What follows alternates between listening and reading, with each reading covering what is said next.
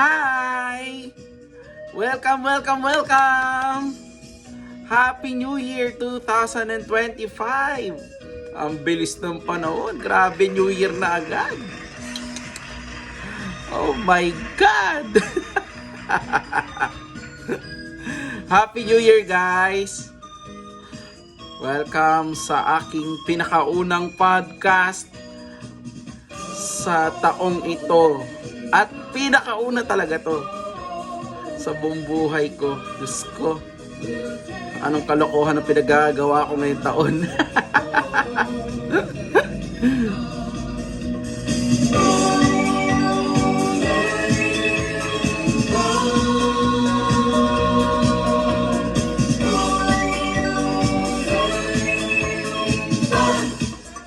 Well, ako po si Butchoy at welcome po sa aking pinakaunang podcast na gagawing content sa YouTube, sa aking YouTube channel. At ito po ang podcast ng mga walang pera.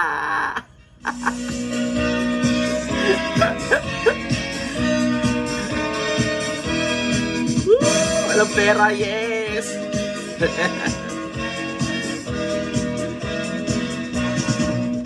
Syempre, hindi naman tayo magpapapayag ng buong taon tayong walang pera, no? Hindi dapat ganun. Ngayon January 1 lang kasi nagkaubusan dahil sinunog na lahat ng pera kagabi at kaninang umaga. Ay, nako.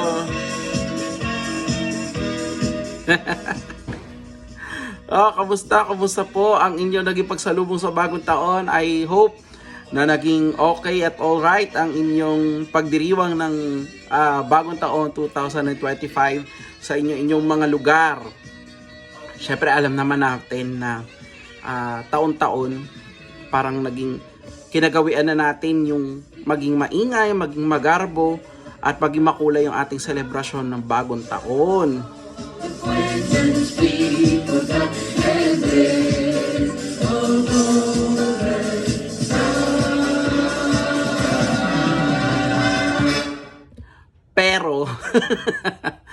Pero, kamusta kayo ngayon pagkatapos ng lahat ng gastusan kahapon at nung isang araw? Pagbili ng pang medianoche, pagbili ng bilog na prutas, pagbili ng paputok, pagbiyahe papunta sa kanilang mga probinsya o mga bahay, at syempre yung pamimigay ng mga pera. O kasi di ba yung iba, parang ngayon pa lang nag-uumpisa magbigay. O, yung ibang hindi nakapagbigay ng Pasko, ngayon pa lang magbibigay ngayong New Year, January 1. Though, hindi naman, ewan ko, parang sa amin kasi hindi naman kasi kami obligadong magbigay na ng pamasko ng January 1 dahil kinaugalian na namin na as early as December 25 or 24 habang gumagawa ng Noche Buena. Kung may mga namamasko na, ano ba yun? Amoy lumpia. Excuse me. Hindi, habang December 24, 25 pa lang, namimigay na kami ng kung ano yung dapat ipamigay doon sa mga inaanak namin, pamangkin, ganyan. Na hindi naman nagpapakita ng buong taon, tapos bigla mo na lang malalaman na anak mo pala. Wala namang resibo sa binyag. Kaya sabi ko doon sa mga kasama ko sa simbahan, kapag kayo lalapit sa akin, dapat maalala ko yung lasa ng menudong niluto ninyo ng binyag ninyo. Hindi yung bigla-bigla kayo nagpapakita. Alang iya.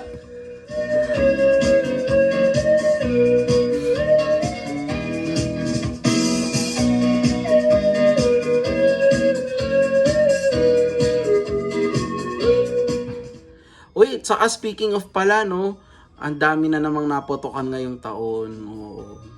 Kasi naman pwede naman tayong magpailaw ng safe, alam niyo yun, nung hindi niyo na kailangang hawakan yung paputok.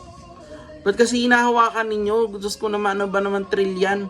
Katitrill ninyo yan na naputulan na kayo ng parte ng katawan nyo.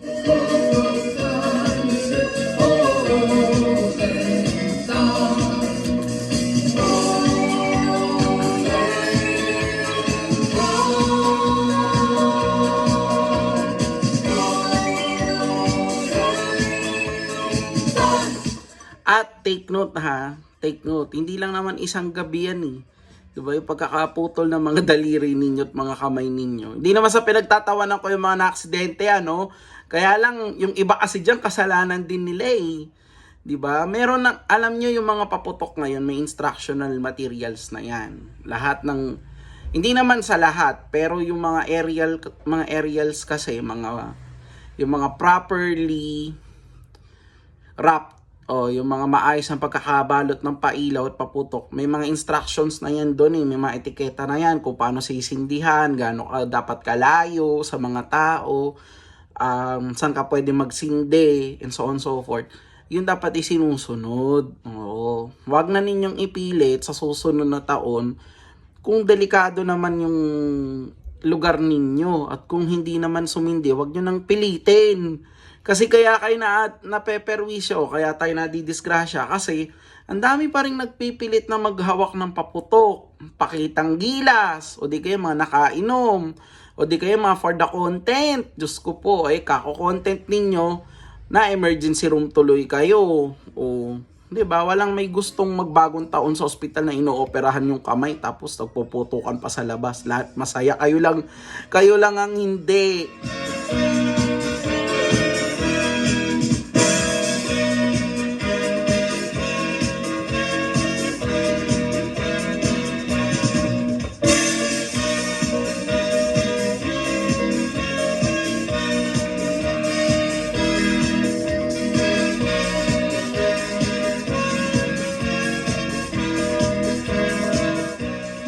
Saka maawa kayo dun sa mga kamag-anak nyo. Kasi di ba syempre pag tinakbo kayo sa ospital, isipin nyo na lang din yung mga mahal nyo sa buhay na magagastos, yung mga mapeperwisyo nung bagong taon, sa halip na nagsasalo-salo kayo, di ba? Kaso andyan na eh. So lesson learned na yan sa mga naputukan ngayong taon. Dahil sa maling paggamit ng pailaw, lesson learned next year. Kung kayo ay may chance pang makapagbagong taon next year, wag na kayong magsindi ng pailaw kung di kayo marunong.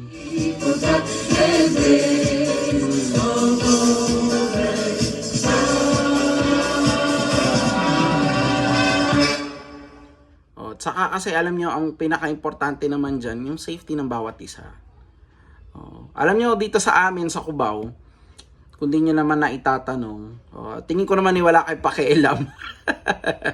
Hindi, kasi dito sa Cubao, ang ugali kasi nung iba rito, syempre pag nakakainom, party-party, yung mga, alam nyo na, basta yung nagiging ano na sila, very candid. Candid! Diyos ko lang, anong camera shot ba yan? Hindi, yung mga tao kasi nawawala na sa sarili. Delikado kasi yun. Tingnan nyo, pagkatapos ng lahat ng party-party natin kagabi at itong isang araw, kumusta na kayo ngayon? Di ba? Pare-parehas tayo butata. Pare-parehas tayo walang pera. Kaya mabuhay mga walang pera. Ay, naku.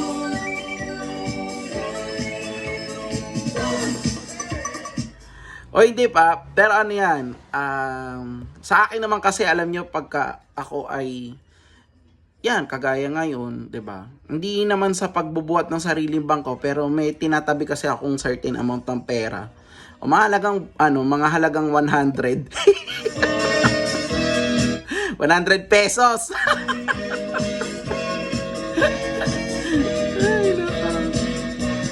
Pumasahe bukas, may pasok na bukas, January 2, Diyos ko Lord.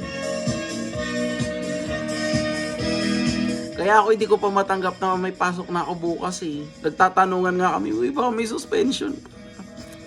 Pero wala. Kailangan magkayod agad bukas.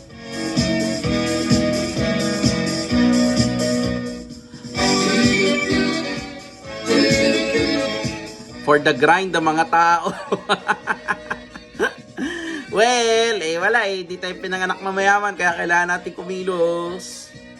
Ganun talaga.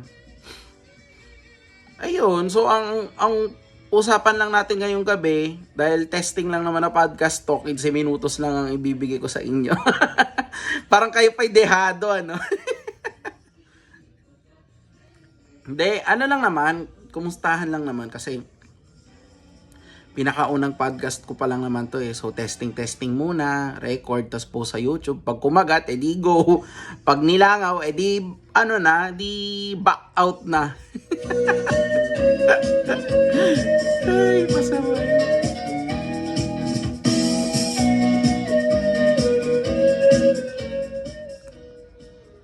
Saka alam nyo no, ngayong ano, feeling ko ngayong New Year ng 2025, etong 2025, parang mas magaan siya eh kumpara last year. O mas magaan ang pagsalubong namin ngayong taon kumpara last year. Well, kasi last year kung di nyo na naman din na itatanong, ang aking pong nanay ay may breast cancer. Oo. So, yung mga nangyari sa amin last year, unprecedented. Oh, naks. Unprecedented. Wow, big term. Hindi, unprecedented kasi syempre, hindi naman namin gusto na magkaroon ng mga may sakit-sakit sa amin, and yet, nangyari ngayon sa aking nanay, nagkaroon siya ng breast cancer. All of a sudden, nag-shift yung aming mundo kasi marami kaming kailangang i-adjust, marami kaming kailangang ayusin para sa kanya. So, all of a sudden, yung aming normal na pamumuhay ay naging, alam niyo yun, parang, paano ba? Mildly extension siya ng lifestyle ng pandemic kasi pag nandito si mama sa bahay, yun nga, inoobliga namin na magfa-face mask kami. Saka pag galing kami sa labas, we see to it na bago kami makipag-interaction sa kanya, naliligo muna kami, palit damit, lahat palit. Kasi ayaw namin siyang mahawaan ng mga mikrobyo na galing sa labas ng bahay. So, yun, mahirap magpaskot bagong taon nang meron kang cancer patient.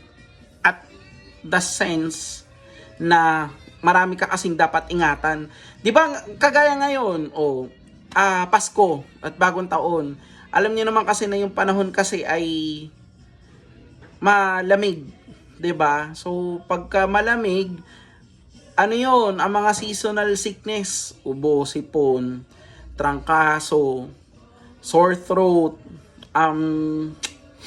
minsan nga may mga sakit pa sa mata pagka yung sa lamig. Ewan ko kung ano yun. Tapos, syempre, yung mga, yung mga sakit ng matatanda. Kasi si mama, meron din siyang ibang sakit aside sa cancer. Meron siyang hypertension, meron siyang mataas na hypertension din sa mata. Uy, lakas nun. Dinig nyo? May mataas siyang hypertension. Meron din siyang what do you call this? Meron din siyang borderline na diabetes, ganun. So parang ano kasi siya, fragile. Fragile is the term. Kaya yung aming pagdiriwang ng Pasko at Bagong Taon last year ay medyo mahigpit. Kasi aside sa pera, syempre ang hirap ng may pasyente, 'di ba? Kasi budget mo lahat. Tapos yung health protocols pa. Kaya alam mo yun, yung pag-iingat na lang namin. Awa naman ng Diyos at naging mas okay si mama last year. Nagumpisa kasi yung gamutan niya 2023. So magto 2 years na kami by July. Kapag kasi ganun, syempre, yan nga, napapag-usapan naman na rin natin yung budget, hirap. Kailangan mo talagang maghigpit ng sinturon. Kaya ngayong bagong taon, naoperahan na si mama no nakaraang taon din, 2024. At tapos niya na yung chemotherapy niya, tapos na rin niya yung ibang medications niya, pati yung ibang treatment. Ngayon ay nag-undergo siya ng targeted therapy. Yun ang aming pinagfo-focusan ngayong taon hanggang 2025. So yun yung tatapusin namin. And hopefully, maitawid na namin yung kanyang gamutan at maging cancer-free na siya after 5 years. So, matagal. It takes time talaga. Kaya sa atin na mga hindi pinanganak na kasing yaman ng mga Araneta, mga Ayala, mga C, Bilyar, doble kayod. Kaya this year, 2025, hindi ako magbibigay ng New Year's resolution. Kasi palagi naman binibigay yan, hindi naman natutupad, 'di ba? So what I'm gonna do is set my goals. Magbibigay na lang ako ng goals. Kasi pag New Year's resolution, nangangako ka lang. Hindi mo siya actually considered as goal. Hindi pwedeng i-consider as goals kasi mababali mo yung New Year's resolution mo eh. Pwera na lang siguro kung pag nagbigay ka ng New Year's resolution, nakaprogram na ng isang buong taon. Yun, New Year's resolution talaga yun. Pero kung nagbigay ka lang ng sticky note ng December 30, 31 na, 2025, di na ako kakain ng ganito ganyan. 2025, di na ako bibili ng ganito ganyan. Wala, di mo matutupad yun. Kaya dapat talaga, pag nagbitaw ka ng pangako for 2025, gawin mo. At yun yung goals. Kaya sa akin, magkahiwalay or magkaiba yung New Year's resolution sa New Year goals. Doon tayo sa New Year goals, tutumbok. Kasi, talagang paglalaanan natin ng target yan. Monthly targets talagang empleyado. No? Alatang nag-empleyado.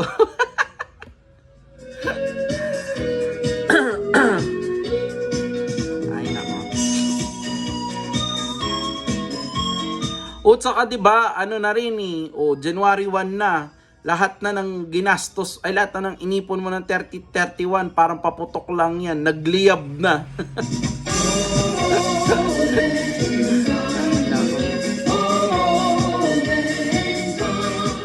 Kaya kailangan natin magtipid. Wala nang choice eh. Kagaya niyan bukas, January 2, may pasok na. Kung nag-ubos biyaya ka, ayun nga yung sinasabi nila yung, ano ba yun? Basta may sa ubos biyaya, something ganun eh. At wala kang pondo na iiwan para sa pagsisimula mo ng 2025. Yung seed money, wala. Mahirapan ka niyan, my friend.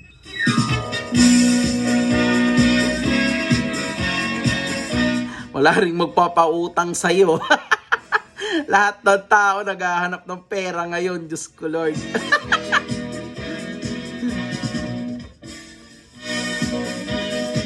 Totoo naman syempre lahat tayo may gastos. Kaya alam mo, yan, isa rin sa tatargetin ko sa New Year's goals yan. Kasi netong Pasko at bagong taon, kasi bagong empleyado ako sa isang, matagal na ako nagtatrabaho, pero lumipat kasi ako ng government agency. Sa gobyerno kasi ako nagtatrabaho. Tapos, lumipat ako ng another government agency, contract of service, parehas. Dahil yung kalagayan ni mama. Kasi mid 2024, may mga special treatments kasi kailangan gawin kay mama. So, I decided na lumipat. Kasi yung lakarin niya ng gamot. And don't worry, ikukwento ko sa inyo sa mga susunod na podcast. Kasi dahil ito ay podcast sa mga walang pera, bibigyan ko rin kayo ng tips and advices kung paano kayo magtitipid. Pag nagkasakit, saan kayo pwede mag-apply ng mga medical assistance at saan pa kayo ano pwedeng yung gawin sa buhay nang hindi kayo gumagastos ng sobrang laking pera. Ay, naku.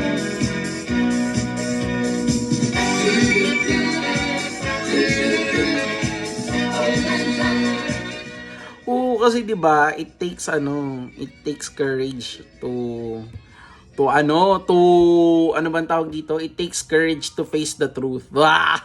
Hindi, kailangan mong harapin yung katotohanan na hindi ka naman talaga forever may pera. Lalo na nga ngayon, January 1, expected nating lahat na bawat isa sa atin tight budget kasi lahat ng inipon natin nung Disyembre, kumbaga ito na yung last straw sa mga sunod na activities sa pinaggagawa natin ng Pasko para gumastos. Oo, after nun, nitong mga party na to, syempre unti-unti na tayong babalik sa normal. Kailangan harapin mo rin yung realidad na yung 13th month pay mo, yung mga bonuses mo, kung doon mo lang talaga nilaan, hindi na siya babalik sa'yo. Lungkot. Wala, ganun talaga buhay. At alam ko, naiintindihan ng mga kapwa ko, kapwa ko manggagawa, yan. Ganun talaga eh. Diba? Minsan lang, sabi nga nila, diba, minsan lang naman sa isang taon ng Pasko, di buhos mo na lahat. Ay, kabubuhos mo. Ginawa mo namang simento yan. Masyadong buhos, wala nang natira sa pitaka mo. Sino ang ngayon ang ending, ikaw ang wala. Ikaw ang naubusan. Wala na magbibigay sa'yo ng 13th month mo, kaya iyak mo na lang yan.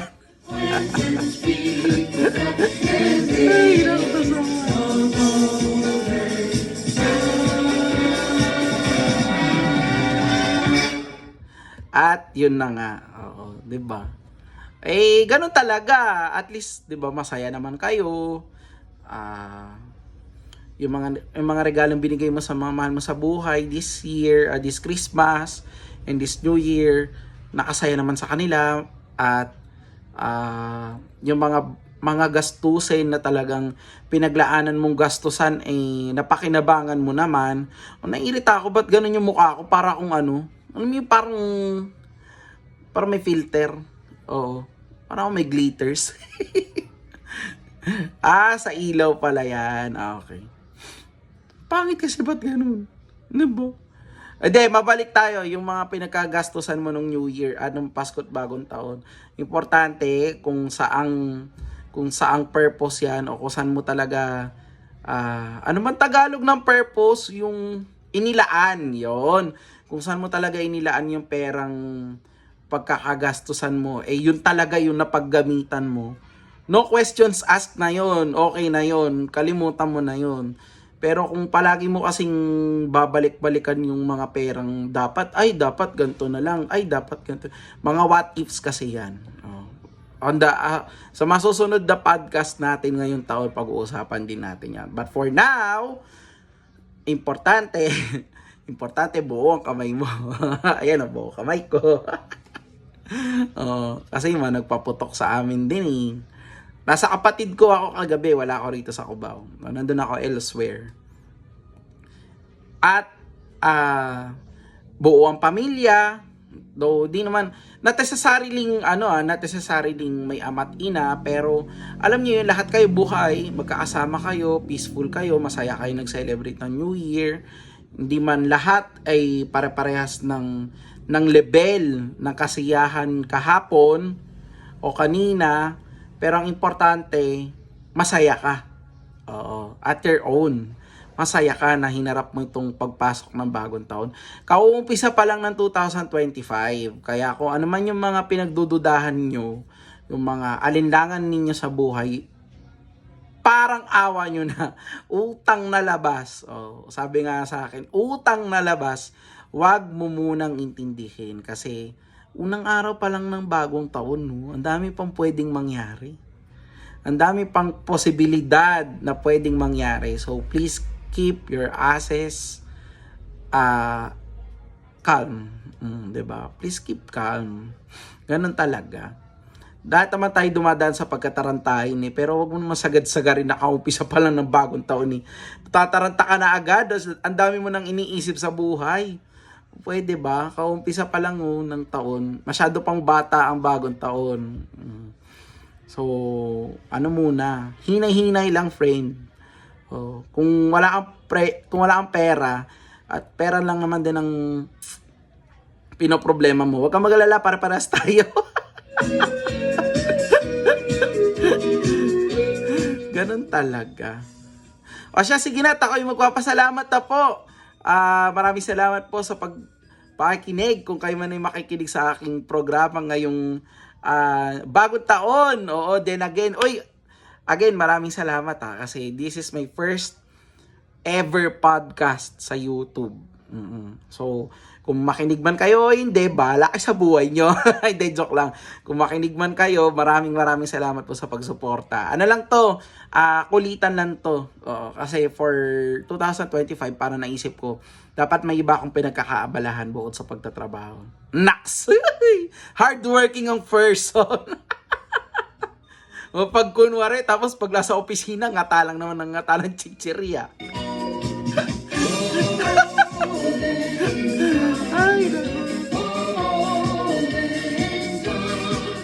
Again, ako po si Butchoy. Maraming salamat po sa pakikinig ng aking unang podcast ngayong taon. Ang podcast sa mga walang pera. Ay, ganun pala.